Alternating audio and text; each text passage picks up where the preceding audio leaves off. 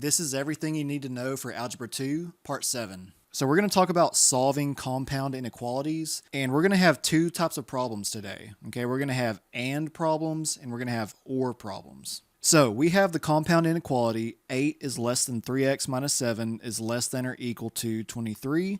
There's a couple of different ways you can solve this one, but I'm going to separate this into two separate inequalities and then put our answers together at the end. So for my first inequality, I'm going to have 8 is less than 3x minus 7.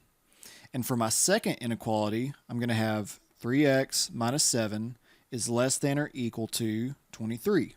Okay, so we have it separated out. Now we're just going to solve for x.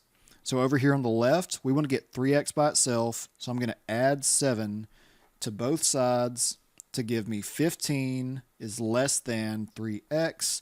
Now we're going to solve for x by dividing by 3 on both sides so that it cancels and leaves us with 5 is less than x. Over here on the right, we're going to add 7 to both sides so that that cancels and leaves us with 3x is less than or equal to 30. Then we can divide by 3 on both sides to get x is less than or equal to 10.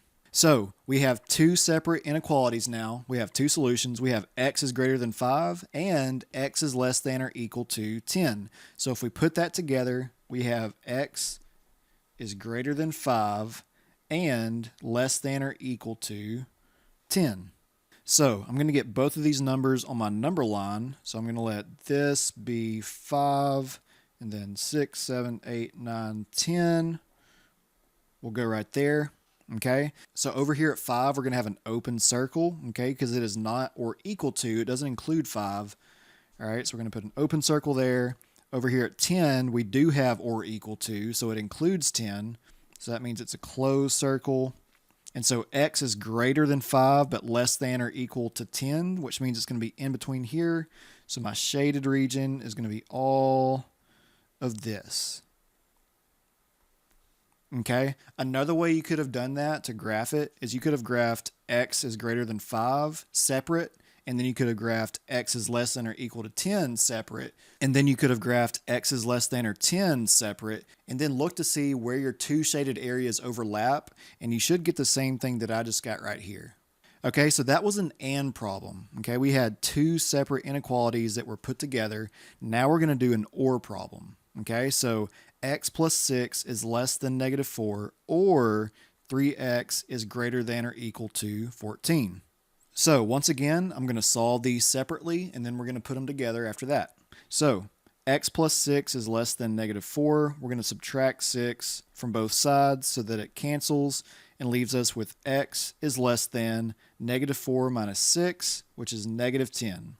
Over here, all we have to do is divide by 3 on both sides to get x is greater than or equal to 14 over 3. So I'm going to put my negative 10 over here on my number line, and then 14 over 3 is equal to about positive 4.3 repeating, so it's not going to be exact, but I'm just going to put it over here so that you can see what we're doing. So let's say that that is 4.3 repeating, or 14 over 3. So our negative 10 is going to get an open circle. It does not include negative 10, and x is less than that, so we're going to the left. So it's going to be shading to the left, and we're going to have an arrow because that goes to negative infinity.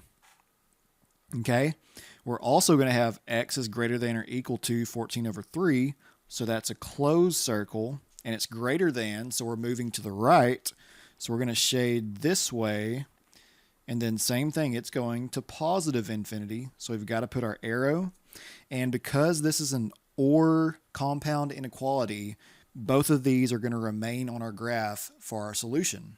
So anytime we have OR in an inequality, that means that we have the union of the solution sets of both inequalities. And so that is how you solve both types of compound inequalities. It's not too terribly difficult. You just need to practice it a couple of times, and then I think you'll have it down. So I hope this video was helpful. If you want to see more like this, go ahead and follow this account, like this video, and leave a comment. That way my future videos show up in your For You page later on. We'll see you next time.